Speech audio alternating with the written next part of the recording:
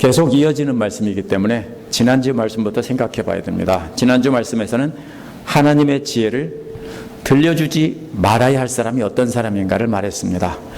미련한 사람에게 말씀을 들려주는 것은 위험한 무기를 들려주는 것과도 같다는 것입니다. 이런 사람들은 말씀으로 남을 공격하면서 자신은 마치 개가 토한 것을 먹고 또 먹고를 반복한다는 것입니다. 이런 사람들은 문짝에 붙어있는 돌적이 같이 뒹굴거리며 말씀을 배우기를 실천하기를 귀찮아한다고 했습니다. 그래서 이제 오늘 말씀에서는 이런 사람들을 조심할 뿐 아니라 우리가 이런 사람이 되면 안 된다라는 경고입니다. 첫 번째로 17절에서 29절을 보면 어리석은 자들에게 함부로 조언하지 말라는 것입니다. 자신이 재치있게 대답하는 사람 7보다 더 지혜롭다고 생각하는 게으른 사람은 이제 17절에서는 자기가 관계없는 싸움에 끼어듭니다.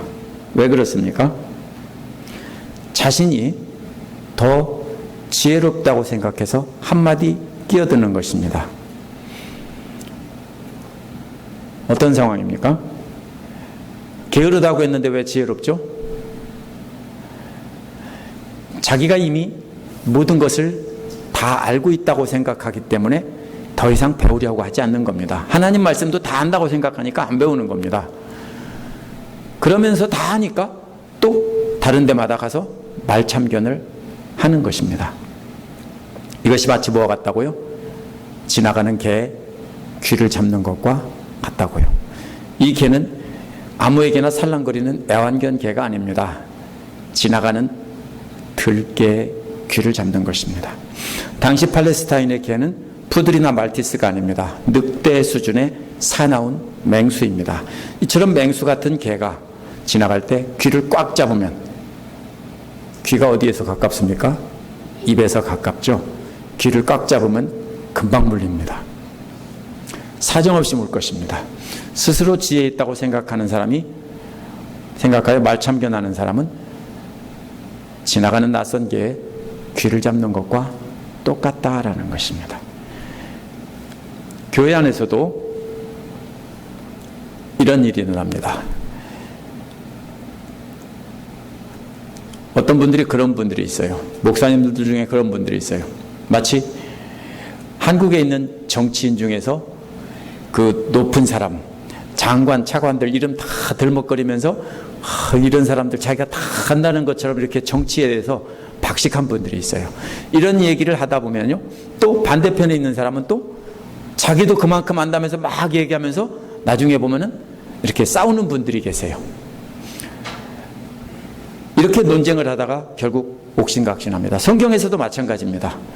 성경에서 잘 아는 분들이 이야기를 하면은 다른 분들도 꼭 한마디씩 끼어서 본인도 말하고 싶어서 한마디 합니다. 그런데 그 말을 듣고 서로 인정하지 않고 서로 다른 생각이 다르면은 그 다음에 어떻게 합니까? 싸웁니다.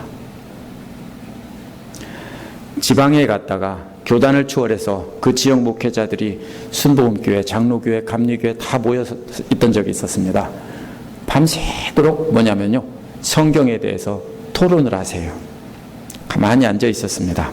신학적인 논쟁 이런 걸 하고 믿음으로 구원받는 얘기, 켈빈이 맞냐 뭐 이런 얘기를 착 하면서 어느 누구도 교단이 서로 다르기 때문에 상대방의 주장에 수긍하지 않았습니다. 모두가 다 자신이 옳다고 생각하기 때문에 자기 의견만 막 말하고 있었습니다. 그런데 오늘 말씀은 그러한 일에 말참견하는 것이 마치 지나가는 개의 귀를 잡는 것과도 같다는 것입니다. 왜냐하면 어차피 사람들은 내 말을 듣고 내 말이 옳다고 하지 않습니다. 그런데 귀를 참견해서 이게 옳습니다라고 하면은 개의 귀를 잡는 것과 똑같다는 것입니다. 어떤 사람이 그렇게 한다고요? 하나님 말씀을 배우려고 하지 않는 게으른 사람이 잘한다고 하면서 여기저기 꼴값 나라, 대추 나라 말참견한다는 것입니다. 18절은 직역하면 횃불과 화살과 죽음을 던지는 미친 사람과 같다라는 뜻입니다. 횃불을 던지면은 기껏해야 화상을 입는데 그칩니다. 그런데 화살을 던지면은 이거는 쏜다는 뜻입니다. 횃불을 쏘고 던지고 화살은 쏘는 겁니다. 그러면 치명상을 입습니다. 한 걸음 더 나가서 죽음을 쏜다는 것은 100% 죽는다는 겁니다. 이 세 가지는 위험의 감도가 점점 늘어납니다. 그러면서 18절에서 쏘는 위험한 세 가지는 19절을 위한 비유입니다. 이웃을 속이고서도 농담도 못하냐? 라고 말하는 사람도 그렇다는 겁니다. 속인다는 말은 원어에서 화살을 쏜다는 말로도 쓰이기 때문에, 그래서 횃불과 화살과 죽음을 쏘는 사람이 미친 사람과 같다는 것입니다. 스스로 지혜 있다는 사람이 바로 게으르고 어리석은 사람도 그렇게 말을 함부로 해서 남을 해친다는 겁니다.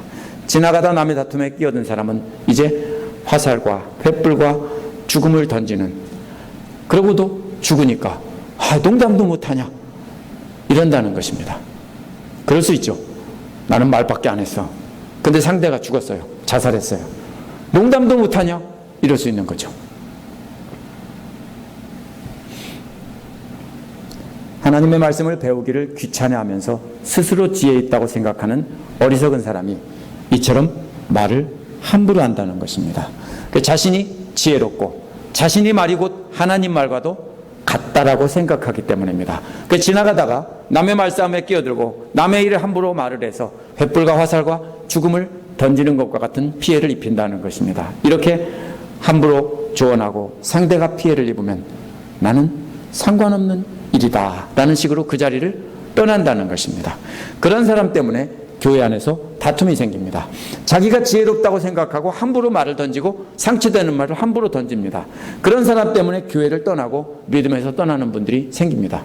별것도 아닌 말인데 한마디 툭 던졌는데 그 사람한테는 큰 상처가 될 수 있는 것입니다. 그래서 이런 사람만 사라지면 교회나 가정이나 직장에 평화가 오는 것입니다. 그래서 말을 잘 모르면서 함부로 툭툭 던지는 말을 하면 안 된다는 것입니다. 두 번째로 20절에서 22절은 남의 흉을 말하거나 남의 말에 끼어들지 말라는 것입니다. 바로 앞에서는 스스로 지혜롭다고 생각하면서 남의 말에 끼어들거나 상처를 주는 사람이 나왔습니다. 이런 사람은 한 명만 있어도 그 교회는 잠잠할 날이 없습니다.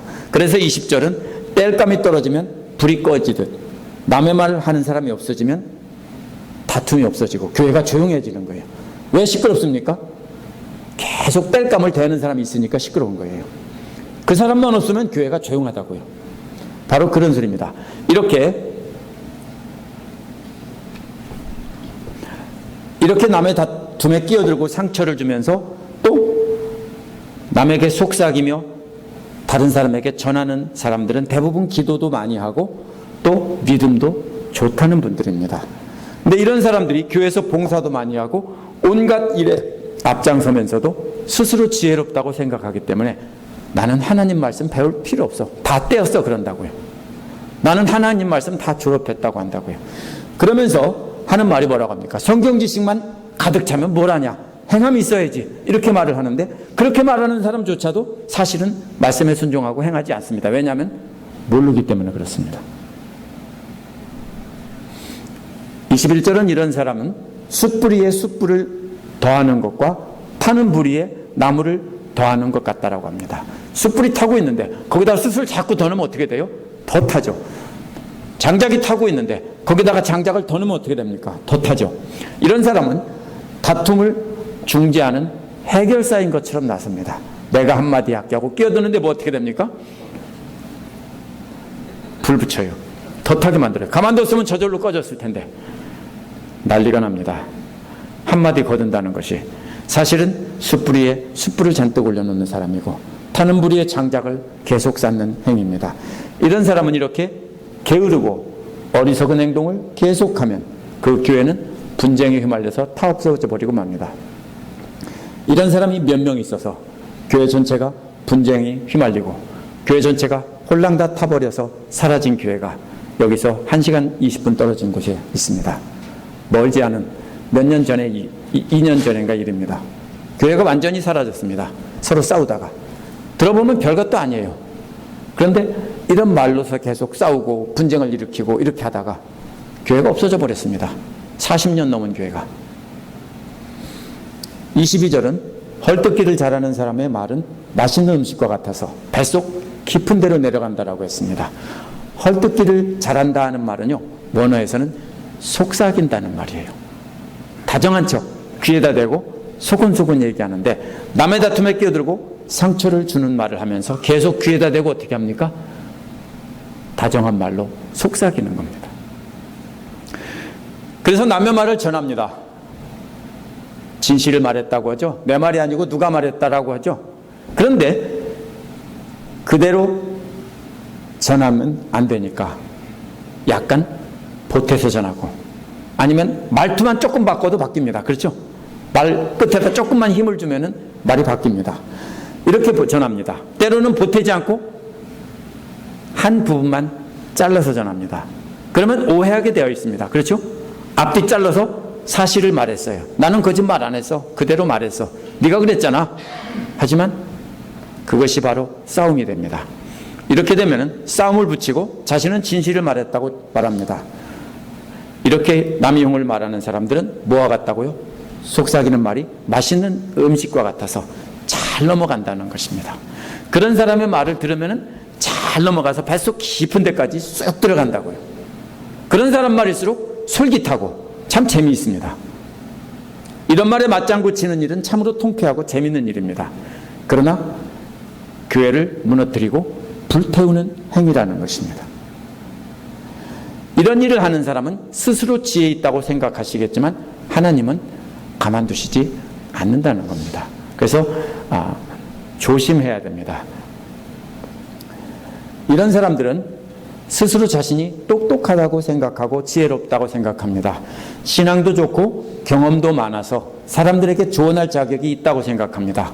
그래서 여기저기 말참견하고 또 다른 사람이 자신보다 더 인정받는다 싶으면 직접 비난을 하지는 않습니다. 대신에 다른 사람이 비난할 때 그래 맞아 하고 맞장구 쳐주고, 이렇게 해서 싸움이 생기면 자기는 쏙 빠집니다. 누가 그랬대 라고 해서 자기는 쏙 빠져버립니다. 그러면 큰 싸움이 일어납니다. 이런 행동이 바로 뭐예요?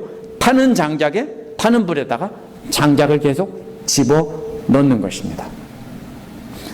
이런 사람들은 둘 중에 하나를 택해야 교회가 살아납니다. 교회를 떠나든지 아니면 입을 다물고 성경을 배우고 성경 말씀에 순종하든지, 둘 중에 하나를 택하지 않으면 반드시 망합니다. 왜?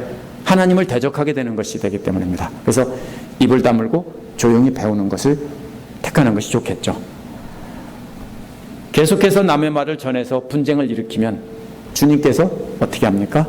집어내셔서 진흙탕으로 던지실지도 모릅니다. 제 말이 아니고 제가 지어내는 말이 아니고 성경에서 전체적으로 경고하는 말입니다. 세 번째로 23절에서 25절에 보면 말만 따뜻하게 하는 사람을 조심하라는 것입니다. 남의 일에 끼어들고 상처를 주면서 남을 헐뜯기를 좋아하는 사람은 지혜로운 사람의 대적입니다. 이제 이러한 대적이 어떤 사람인지 알려주면서 조심하라는 것입니다. 23절은 악한 마음을 품고 말을 매끄러게 하는 입술은 질그릇에다가 은을 입힌 것과 같다라고 했습니다. 세번역 아래에 보면 뭐라고 써 있습니까? 속은 싸구려 질그릇인데 겉은 은 찌꺼기를 입힌 것과 같다는 거예요. 이게 은이 아니에요. 이게 뭐냐면요, 납이나 이런 것이 섞여 있는데 녹이고 나면은 뭡니까? 은은 녹는 점이 낮은 은은 먼저 녹아서 빠져버리면은 남은 찌꺼기가 남아요. 그럼 그 은 찌꺼기예요. 그 은 찌꺼기를 어디다 버리지 않고 질그릇에다가 입혀놓으면 처음에는 은처럼 빛난다는 거예요. 근데 납은 조금 지나면 어떻게 됩니까? 까맣게 돼요. 새카맣게 돼요. 이러한 비유는 악한 마음을 품고 말을 매끄럽게 하는 악인을 그림처럼 그린 것입니다. 말은 매끄럽게 한다는 말은 본래는 불타는 입술이라는 뜻입니다. 근데 입술이 불탄다는 말은 세번역 아래에 보면 열변을 토한다 이렇게 되어 있지만 이게 불탄다는 뜻이 나쁜 뜻은 아니에요. 불이 옆에 있으면 어떻습니까? 따뜻하죠. 입술에 불이 붙어 있어서 그 사람 가까이 가면 어떻게 됩니까? 따뜻하다고요. 이게 뭐 태운다는 이런 뜻이 아니라 말을 좋게 하니까 그 사람의 말만 들으면 따뜻해요. 그래서 마치 뭐 있는 것 같아요? 그 입술에 뭐가 있어요? 불이 있는 것 같아요. 그래서 옆에 가면 따뜻하고 좋다고요. 그런 사람 옆에 가면요, 참 위로가 된다, 이런 뜻이에요. 말을 매끄럽게 한다는 뜻은 그런 뜻이에요. 이런 경험을 많이 하시죠. 이런 사람들은 많은 경우에 사람들이 이렇게 따뜻한 말로 할 때 속아 넘어갑니다. 같이 공감해주는 척하고. 따뜻한 말을 잘하는 사람은 둘 중에 하나입니다. 실제로 진실한 사람일 수 있습니다. 그렇지 않으면 말만 따뜻하게 하고 해치려는 의도를 갖고 있으면서 말만 따뜻하게 하는 사람도 있습니다. 그러니 말만 따뜻하게 하는 사람을 조심하라는 겁니다. 대부분 진실한 마음을 가지고 진실하게 따뜻하게 하는 사람은 많지 않습니다. 그럼 말을 잘한다. 말을 참 따뜻하게 잘한다. 입술이 마치 불이 붙어 있는 것 같아서 따뜻한 불을 쬐을 수 있다. 그래서 내 마음이 녹는다. 그러면 일단 조심하라고요.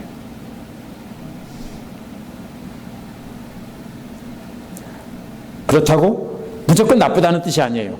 일단 조심하고 보라는 뜻입니다. 왜? 위험하다는 겁니다. 말을 따뜻하게 하는 사람을 다 물리치라는 게 아니라 진실한 사람도 있다는 것입니다. 그러나 많은 경우 속을 수가 있으니까 분별력을 가지고 조심하라는 겁니다. 24절, 25절은 가짜 사랑으로 불타는 입술이 어떤 것인지 설명한 것입니다. 24절을 보면 사실은 남을 미워하면서 입술로는 그렇지 않은 척 속으로는 흉계를 꾸민다라고 했습니다. 입술은 겉으로 드러난 것이고 속이란 그 사람 마음속 깊은 곳에 있는 진짜 모습입니다.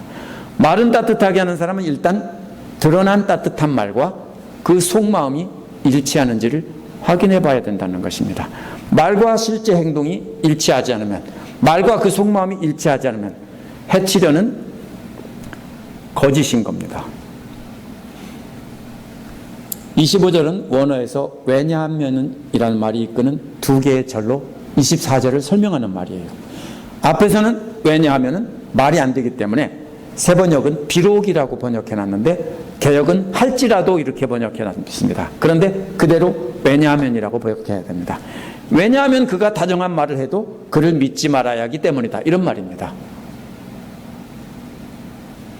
입술이 불타는 사람, 이 달콤한 따뜻한 말을 하는 사람을 믿지 말아야 한다는 것입니다. 또 이어서 왜냐하면 그 안에는 역겨운 것이 7가지나 들어있기 때문이다, 이런 것입니다.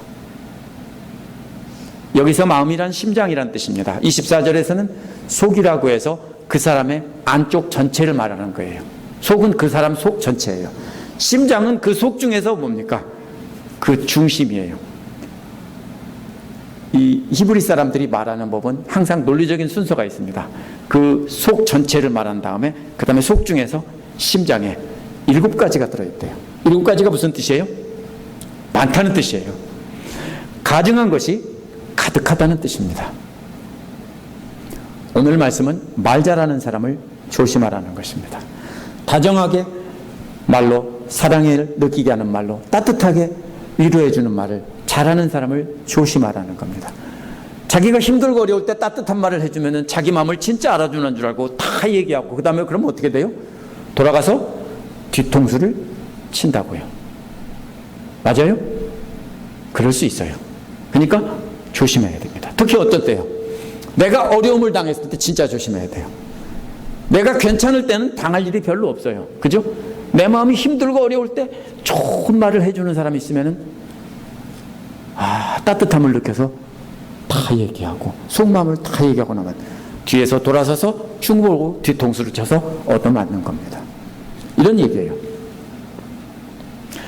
이렇게 따뜻한 사랑의 말이 잘못됐다는 뜻이 아닙니다. 문제는 뭐예요? 그 속마음이 그렇게 말과 일치하지 않으면 잘못된 것이라는 겁니다. 따뜻한 말은 좋은 거예요. 근데 속으로는 죽이고 싶어도 훈련이 잘 된 사람들은 말만 따뜻하게 할 수 있습니다. 그래서 그런 사람을 조심하라는 겁니다. 사람은 말을 믿으면 안 됩니다. 뭘 보고 믿어야 됩니까? 말을 들은 다음에 그 다음에 그 마음을 보시고 천천히 검증이 된 뒤에 믿어도 됩니다. 의심하라는 게 아니에요. 말만 가지고 덜컥 믿으면 안 된다는 것입니다. 검증해 봐야 돼요. 처음부터 금방 말이 그냥 너무 좋고 따뜻해서 만나자마자 뿅 가게 친구가 돼서 단짝이 돼가지고 막 밤새도록 얘기하고 그렇게 될 수도 있어요.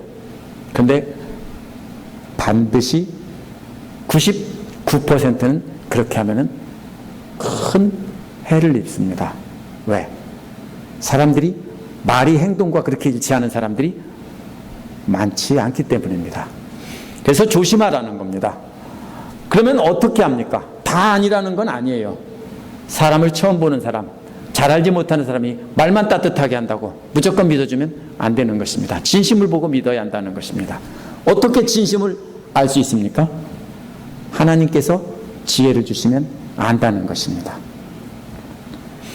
26절에서 28절은 악인들에게 직접 복수하지 말라는 것입니다. 앞에서 은찌꺼기를 칠한 질그릇과 불타는 입술로 속이는 자를 경고하라고 했습니다. 이게 옛날 사람들은 이게 글이 아니라 말이에요. 잠언도 글로 기록한 게 아니라 말로 전하던 거예요. 그러다 보니까 이걸 외워야 되니까 어떻게 됩니까? 기억 장치를 쓰는데요. 그게 뭐냐면 그림 언어라는 겁니다. 영어로는 이미저리라고 하는 거예요. 그것을 갖다가 매끄럽게 이렇게 번역하니까 그림이 없어지는데요. 불타는 입술이고 질그릇에다가 은찌꺼기 입힌 거예요. 이런 그림 언어를 사용했어요. 그럼 우리가 오해를 합니다. 신약 성경도 30년 동안 이것이 기록되지 않고 말로 전했으니까 다 바뀌었을 것이다. 천만의 만만의 콩떡입니다. 왜? 구두로 말을 전하는 시대의 사람들은요, 오늘날처럼 대충 듣고 기억하는 게 아니에요.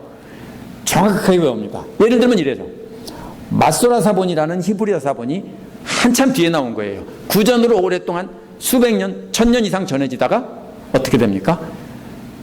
20세기 초반에 쿰란 동굴에서 SNF파들의 성경 사본 이런 것들이 많은 글들이 발견됐는데 마소라 학파의 사본은요, 한참 후대에 그거를 뭐냐면요, 말로 전하던 것을 글로 받아 적어 놓은 거예요. 말로만 전해지던 것을. 그거를 맞춰왔어요. 기절할 정도로 정확히 맞습니다. 왜요? 하나님의 말씀이라고 인정하던 것을 구전으로 말을 전하던 시대에는 그렇게 대충 전하는 게 아니에요. 오늘날 사람들이 말을 전하면 한 달이 건너면 바뀌고 그런 게 아니에요. 그러면 이런 말들에는요, 다 기억장치들이 있습니다. 그래서 우리가 그걸 놓치면 안 돼요. 오늘날 우리는 그걸 잊는데 기억장치와 말놀이 이런 거 반 접으면 펴지는 이런 데칼코마니 같은 말들 이런 것들이 다 들어있어요. 그래서 이 사람들은 그거를 기억했던 겁니다. 그러면은 이것이 잘못 전해지는 게 아니에요. 오해하면 안 돼요. 그래서 우리가 성경을 읽을 때 이러한 그림 언어를 제가 찾으라고 하는데 찾기가 쉽지는 않습니다. 그러나 일단 잘 읽어보고 원어를 직역한 성경들을 읽어보면 거기에 나옵니다. 그런 것들을 보면 그대로 번역해 놨습니다. 그래서 여기서 바로 이것은 뭐예요? 이런 악인들을 조심하라는 거예요. 이 그림 언어로 말하는 것은. 그러나 이런 악인들에게 복수하지는 말라는 겁니다. 복수하고 싶죠? 그런 당해본 경험이 있으시죠? 힘들고 어려울 때 다정한 말로 막 해주다가 뒤에서 뒤통수 탁 때리는 사람을 본 적이 있을 거예요. 살다 보면 반드시 경험했을 거예요. 그러나 복수하지는 말라는 겁니다. 이웃을 해치는 악한 사람의 시작은 미워하는 마음이에요. 그래서 26절은 미운 생각을 교활하게 감추고 있다 하여도 라고 했습니다. 대적은 미워하는 마음을 감추고 사랑하는 척 따뜻한 말을 한다는 것입니다. 이어서 그 악인은 회중 앞에 드러나기 마련이다라고 했습니다. 악이란 미워하는 마음이 발전해서 해칠 생각을 갖고 있는 거예요. 회중이란 재판하고 모이는 사람들입니다. 재판정에서 수많은 사람들의 증언에 의해서 그 숨겨진 악이 드러난다는 것입니다. 그래서 유죄 판결을 받는다는 것입니다. 이러한 모습을 두 가지 비유로 표현한 것이 27절입니다. 함정을 파는 사람은 자기가 그 속에 빠지고라고 했습니다. 함정이란 미워하는 사람 빠지라고 달콤한 말로 파놓은 것입니다. 그런데 미워한 사람 빠지라고 하고 덮어놓고, 어릴 때 그런 놀이 안 했어요? 저는 많이 했어요. 땅 파놓고 그렇게 깊이는 안 파고요. 그러다가 오줌 싸고 똥 싸고 이렇게 덮어놓고 흙으로 덮어놓고 이렇게 한 다음에 빠지면 촤라고 박수치고 이런 놀이를 참 많이 했어요. 예. 그런데 여기서 함정은 그런 함정이 아니에요. 이렇게 조그맣게 발 빠지라고 파는 함정이 아니라 깊이 파놓고 빠지면 죽는 거예요. 이렇게 파놓고서 자기가 실수로 뒷걸음질하다가 자기가 빠진다고요. 물론 실제로 빠지는 게 아니에요. 자기가 말한 것에 자기가 빠진다는 거예요. 함정을 파놓고 상대들을 빠뜨려서 꼼짝 못하려고 하는데 하나님께서는 그 사람이 빠지게 하신다는 거예요. 그러니까 내버려 두라는 거예요. 한번 두고 보세요. 내버려 두면은 그 사람이 그냥 빠져요. 그래서 누가 똥돼요? 말한 사람이 똥돼요. 대꾸 안 해도 돼요. 그러니까 보복하지 말라고요. 화가 잔뜩 난 이 대적은 그 다음에는 직접 해치기로 했습니다. 빠지고 나면은 겨우 기어 나와서 이번에는 가만 안 둔다 하고서는 이제 직접 해치는 겁니다. 함정이 아니라. 그래서 돌을 굴리는 사람이 나오는 겁니다. 이게 논리적으로 연결을 해서 읽어야 되는데 잠언을 이걸 모르고 토막토막 끊어놨어요. 아니, 전도서를요. 잠언이고 전도서고 다 마찬가지입니다. 이거 끊어지는 게 아닙니다. 아, 이건 잠언이죠. 제가 요즘 왔다 갔다 헷갈립니다. 네, 잠언은 좋은 말, 토막토막 끊어진 속담의 모임이다, 이렇게 이해하는데 아니에요. 지금 앞에서는 함정은요, 간접적으로 해를 끼치는 거고, 그 다음에 기어 나와서 안 되니까 돌을 굴려서 직접 해치려고 하는 겁니다. 드라마 같은 데 보면 그렇게 나오죠. 처음에는 함정을 팠다가 안 되니까 직접 자기가 칼을 뽑아들고 공격하고 이렇게 하죠. 자기가 피해를 못 입히고 자기가 피해를 입으니까 화가 나서 이제는 직접 공격했는데 이제는 진짜로 자기가 깔려 죽게 됐다는 겁니다. 자기가 굴린 돌이 누구한테 굴러와요? 자기한테 굴러온다고요. 이 두 가지, 28절은 이 두 가지 비유를 설명한 것인데 순서가 바뀌어 있습니다. 거짓말하는 사람은 흠없는 사람의 원수이며 한 것이 무슨 소리냐면요, 돌을 굴려 해치는 모습과 연관이 있는 말입니다. 흠없는 사람이란 그가 돌로 깔아 뭉개는 사람이란 뜻입니다. 흠없는 사람은요, 그가 돌로 깔아 뭉개는 사람이란 뜻이고요. 거짓말이라는 돌을 굴려서 상대를 해치려는 사람이 바로 그가 깔아 뭉개려고 하는 사람을 미워한다는 것입니다. 26절은 미운 생각이, 26절에 있는 미운 생각이 28절에서는 거짓말로 해친다는 뜻입니다. 28절 뒷부분은 27절과 연결이 됩니다. 아첨하는 사람은 자기 신세를 망친다라고 했는데, 아첨이 뭐냐면요, 함정에 빠지도록 함정을 파놓고 유혹하는 것이 아첨입니다. 신세를 망친다고 했는데 걸려서 넘어진다는 말입니다. 아첨하는 말로 상대를 빠뜨리려고 했는데 자기가 걸려서 넘어져서 그 함정에 빠진다라는 뜻입니다. 남을 미워하며 함정에 빠뜨리거나 거짓말로 공격하면 결국 악한 자 스스로 망하게 된다는 것입니다. 이러한 악인들은 내버려 두면 되는데 자꾸 이런 사람을 보복하고 싶어서 보복하려고 하다가 더 어려움에 빠지니까 그냥 내버려 두라는 말입니다. 뭐만 하면 됩니까? 분별하고 속지 않으려고만 조심하면 됩니다. 우리가 조금 아는 내용이 나오면 끼고 싶죠. 저도 그러고 싶습니다. 말 한마디 하고 싶죠. 나가서 해답을 갖고 있다는 식으로 한마디 결정적인 조언을 하고 싶어 합니다. 하지만 그렇게 하는 것은 오늘 말씀에서 뭐라고 합니까? 지나가는 들깨에 귀를 붙잡는 것과 똑같은 어리석은 짓이다라는 겁니다. 하나님 말씀을 배우기 싫어하며 스스로 지혜 있다고 생각하는 어리석은 사람들이 그렇게 합니다. 저도 참 말하기를 좋아하고 말 참견하기를 원래 좋아하는 사람입니다.